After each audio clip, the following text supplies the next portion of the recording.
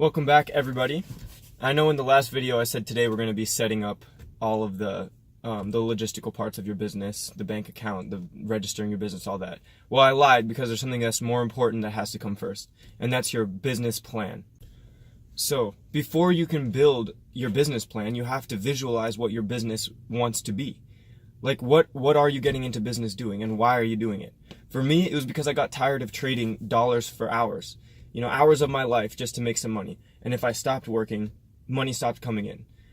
That's tragic to me. So I wanted to figure out a way to not have to do that. And I had to think of the end result before I could even begin writing the plan. Well, for me, my end result in my service-based business was to create kind of a service machine, a bunch of different systems working together to produce a result. And that started with the marketing, with the execution, with the crews running. It's a whole assembly of different systems that creates my business. And obviously it's not there yet, and I'm still having to put in tons of hours to make sure this thing works. But that's the end goal in mind, and I have a plan to be able to do that. So if you haven't already, think about what's the numbers? What numbers are your business doing in 5 years? What is the ideal goal? How involved do you have to be in that success? Picture what you actually want from your business and then reverse engineer that in your business plan. That's what your business plan is. To kind of give an analogy for this idea, think about a watch, right? If a watch, the actual physical watch, is your business, and the thing that it's producing, telling time, is revenue, is it making money, think about you as the watchmaker, right? You're building this watch. A watchmaker is not a cog in the watch that causes it to succeed. The watchmaker has the plan for how he's going to build the watch. He sees all the different moving parts. He sees all the things that need to go into it, the metal backing, the cogs inside, the glass on top, the wristband, everything working together to then create one result, which is telling time, or for your business, making money. So a lot of people, when they go into small business, they're good at something. They're good at making sneakers. They're excellent at stitching the soles on, and their sneakers are the best you can buy. The problem is they go into business thinking, oh, I'm a good sneaker maker, so I got what it takes to make a good sneaker business. And what they end up doing is they built themselves a job. They end up working all the time stitching sneakers and selling them to their customers, and the customers actually love them, not the business. The customer wants to buy from them, not from their business. They might not even know the business's name. They know, oh, John makes good sneakers. John's company might be John Sneakers. Now he is officially his own business, and he can't step away from that. John is now so tied to his business success because he's the only one who knows how to do it. You don't want to be like John if you're like me. You want your business to be autonomous without you. So how do you do that? How do you create something? How do you create a watch that once you're done building it, you can leave it and you can come back in a week and it's still telling the time perfectly, precisely, if that's a word, precisely, everything like that? Well, it all comes down to this clear, concise, detailed business plan. And we're going to talk about how to go through that. Two of the most important things that you have to define in your business plan before you even start with the logistics of the rest of the business plan is who you're selling to and what you're selling. And when I say what you're selling, I don't mean the actual product. John is not selling shoes. John is selling comfort. John is selling an experience. John is selling that feeling you get when you slip on that new shoe and you smell the leather and it's comfortable and it feels like you're walking on a cloud. That's what John is. John is not selling, kangaroo leather sneakers. That might be the actual thing, but that's not the service. That's not what someone wants to buy. So for your business, no matter what it is, if you're doing a service, so like let's say you're doing window washing, you need to understand that that's not what people are going to sustainably buy. They're not going to just they can buy window washing from 1,000 different places. There's tons of companies that do window washing. But if you are so clearly defined on your vision and the experience that you want to give to your customers, think outside the box and think about what it is, what are people buying, what do they really want to buy from a window washing company. Let me give you an example from my business. I'm doing lake weeding, right? Lakescape services. So what happens is, somebody jumps in their lake and they feel the weeds on their legs. They're scratchy, they're uncomfortable, it's murky, it's dark in there. You can't tell what's in and among the weeds. You're thinking of fish, even sharks. There's a fear there. There's a fear factor. And what I'm selling is the remedy to that fear factor. I'm selling carefree swimming. the customer, they've paid thousands and thousands and thousands of dollars for these beautiful lake homes, and now their kids aren't swimming in the lake. They don't want to float around on the floaties because it's scary. So the simple, easy, quick, and relatively cheap fix is Lakescape Services. We come in, hand pull the weeds, make sure that you have a safe and clean and carefree swim environment that you can enjoy for the whole summer. So that's the value that I'm selling, and it's not the fact that, I'm going to come in with my certain machines and different hand tools and whatever and scuba dive and pull it out. That's the method of how I do it. But what I'm really selling is freedom to swim, freedom to enjoy your lake house. And that's the target here. So define for your business what it is that you're selling. The second thing you have to define after you've defined what you're selling, the value that it is that you're offering, is who you are selling it to.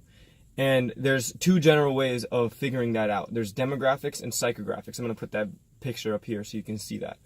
But you're going to want to look at not only things like age, gender, race, income, that kind of stuff, location. You also want to look at the psychographics of what you're selling, because you are a service business, so you have the opportunity to actually, your company has the opportunity to actually interact with the customer, which is huge compared to a product. Because a product, they're getting everything from the marketing on the package, the feel of the product, everything like that, but you don't have a personal touch there. There's not a way to actually communicate with that customer in other than the product, the physical item. But as a service, you have a huge opportunity to step in and influence them. So you have to know, what are their psychographics, what things do they believe in, what are their attitudes, what are their habits, what is that kind of thing. So those are the very important things that you have to define, especially as a service-based business. And as a business that's providing tons of value, and we'll get into how you can actually execute and provide a lot of value, you have to know what are the people who are willing to pay for that value. That's the first thing. There is such a thing as a bad customer and someone you don't actually want to do business with. It's more costly to your business than it is helpful. So define those people as well in your business plan. Who are the people you're not going to work with because they're not in your target market. They're not the people that you want to service because they don't fit your value proposition. So you got to figure all those things out. Those things are very important to the success of creating an autonomous business, because you get the right people and you get their friends and you get the friends of the friends, and they're all in the same certain demographic and psychographic.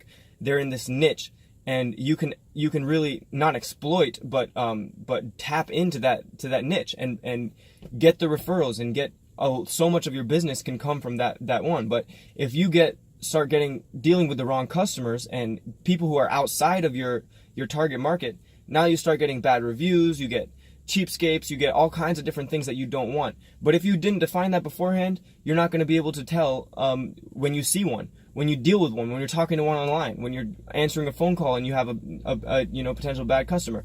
So you got to figure that out beforehand and figure out a way, like what's your method to deal with those people, but also to deal with the people that are in your target market, and to make sure you can close that deal as well. So those are two very important things before you get into even the logistics of your business plan. Those are two incredibly important things that you have to define and have clearly written out in your plan and visualized and understood. The next thing I would recommend having in your business plan is a feasibility analysis. So this just goes in to say, how feasible is your business to succeed, and the things that you have to think about kind of are up to you, because you can decide, okay, how much do I want to make in 3 months with my business? What is the actual profit? So let's say, for an example, you're a window washing company and you're washing windows for $5 a pane of glass. Let's say in the summer you want to make $10,000 of personal, owner's compensation from that. Well, all things considered, you've looked at the gas, you've looked at the equipment you had to buy, you look at the crew you have to hire, you look at everything, and you come to the realization that it takes you about $2.50 to wash every window. So every $5 you get, $2.50 are going to the operations of the business, so 50%. After that, taxes are about 15%. So now you can take another 15% off of that. After that, let's say you want to have an emergency fund or your profit or something like that you're not actually going to touch. Let's say that's 5%. So you're already at, 70%. You're at 70% of every window that you've washed is going into other expenses, and that leaves you with 30%. 30% of $5 is $1.50. So you have $1.50 that you're actually making in personal income for every window that you wash. If you want to make $10,000 in the summer, you got to do the math. What is 10,000 divided by $1.50? Should be something around 6,666, I think is what it is. So anyways, you realize that you have to wash 6,666 panes of glass, windows, your company does, for you to be able to make $10,000. And that's assuming your other projections are correct and the money you're taking out is and your costs and everything like that, and you don't have any emergencies or whatever. But that's what you would have to do. So then you have to ask yourself, is that possible in the summer, like where you're at right now? With your teams, with your equipment, everything, can you wash? How many is that per day? How many windows are in a house? These are all questions that you have to think about beforehand before you just jump in. Because when you have a clear picture and a clear target to reach, you know every single day I have to wash however many windows it is.